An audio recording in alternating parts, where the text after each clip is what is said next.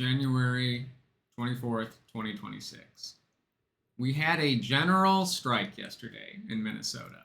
The largest event was a huge march in sub zero weather, -9 Fahrenheit, which is -29 Celsius, with attendance in the tens of thousands in the heart of downtown. I went with my best friend. We parked near another friend's office building in a heated parking ramp. The least physically comfortable part of the weather was actually walking about 10 minutes through Minneapolis's heated skyway system. I was wearing about 3 pairs of pants, 3 shirts, a scarf, a gaiter, a hat, large coat. It was pretty easy to figure out where people were going. Groups from all ages and walks of life just kept materializing through the different corridors that joined into the skyway. Just joined into larger groups like soap bubbles on water floating towards the march. I wasn't feeling any cold in that -9 degree weather. Besides the 3+ layers of clothes that I had on, the literal and metaphysical warmth from my tens of thousands of neighbors was more than enough to offset the cold. And for that moment, it was more than enough to offset a lot of the terror that we've all been feeling.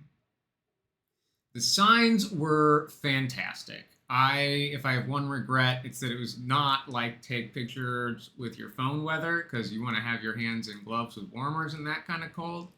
But I saw outsized representation from teachers and parents.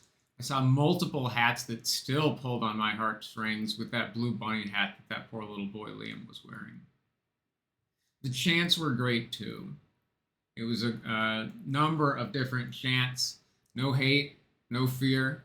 Immigrants are welcome here. A healthy dose of ice out, F ice. And one of my favorites, and one that my sister put on her sign, Chinga la migra. That one was especially impactful because one of the speakers, a Somali little girl with a hijab at the Target Center rally, I didn't go into the Target Center, but I watched the speakers from home, led that chant, which was super impactful to me because she was just excited. It was clear that she didn't quite understand the context of the environment she's in, but hearing a little Somali girl chanting a Spanish protest song and having all of her neighbors of all different races and ethnicities cheering with her was a pretty powerful moment to watch and uniquely Minnesotan. Personally, I think the event as a whole did embody catharsis in a moment where it was well needed by my community. It was organized and first announced by faith leaders and unions on January 13th, a little over a week ago. And the list of businesses that shut down is astronomical. They're in the thousands, and I posted a link to that known businesses below. The day comprised more events than just the huge turnout downtown. Of note, there was a major protest at the airport, which culminated in the arrests of over 100 clergy members. The visual of that one was really powerful. All of the clergy kneeling and praying while Edina police loaded them one by one into a school bus.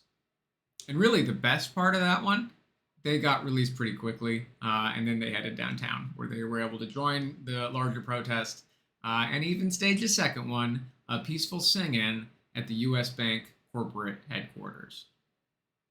So why were the airport and US Bank targets for faith leaders of all things?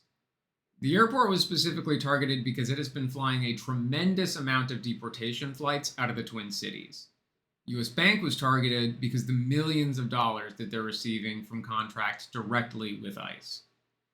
Let it be known that if you are making money off of human suffering, you are a very valid protest target.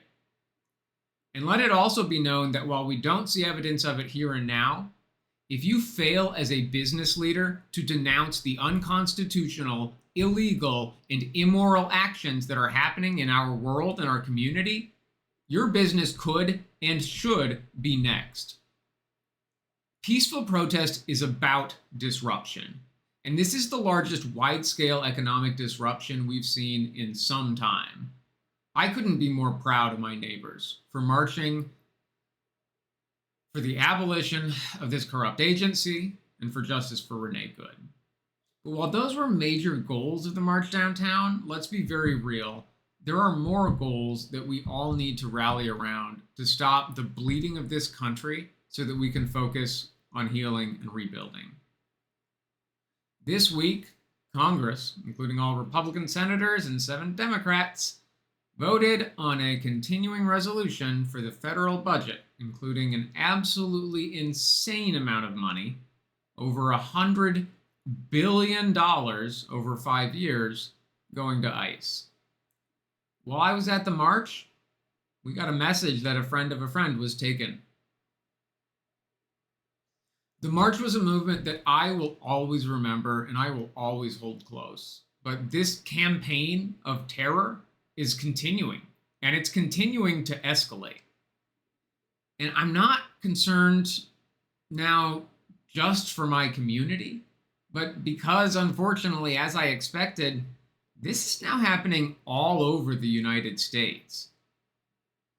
The pictures I'm going to show here show the geolocation data from a publicly available website called iceout.org. This is a site where any user or legal observer can submit photographs or video of ICE, in addition to the number of vehicles around, the number of people in those vehicles, if they are masked, really just to try to paint a picture of how widespread this is and spread community vigilance. Looking at the publicly available iceout.org map for the last week or so, we're seeing that while Operation Metro Surge here in Minnesota is still very much in effect, ICE is no longer solely focused on their efforts here. There have been many concerning news stories emerging from Maine, and we can see the other areas of focus on the map over the last couple of days where there are more undocumented residents in Southern California, Florida, and Texas. I think to me one thing, though, is abundantly clear. This is going to get worse before it gets better.